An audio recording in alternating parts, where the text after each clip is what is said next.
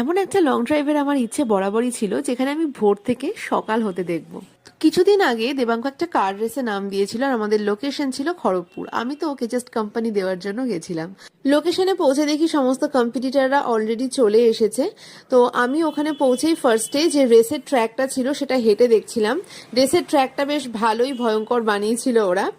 আর এই রেসের ট্র্যাকের মধ্যে দিয়ে যে নিজের গাড়িটা সব থেকে তাড়াতাড়ি একদম এন্ডিং পয়েন্টে নিয়ে যেতে পারবে সেই হবে উইনার। ট্র্যাক দেখে এসে ব্রেকফাস্ট করলাম লুচি তরকারি আর মিষ্টি দিয়ে। আনফর্চুনেটলি রেস স্টার্ট হওয়ার কিছুক্ষণের মধ্যেই একটা অ্যাক্সিডেন্ট হয়ে যায়, বাট তারপরেও রেস কন্টিনিউ হয়েছিল।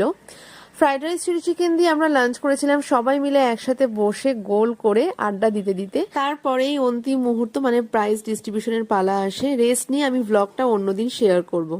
ফেরার পথে আমরা চলে যাই শেরে পাঞ্জাবে, ওখানে গিয়ে চা স্যান্ডউইচ খাই আর বাস্কিন রবিন্স থেকে নিয়ে নিই একটা জেলো মেলো। আজকের মতো এইটুকুই, টাটা।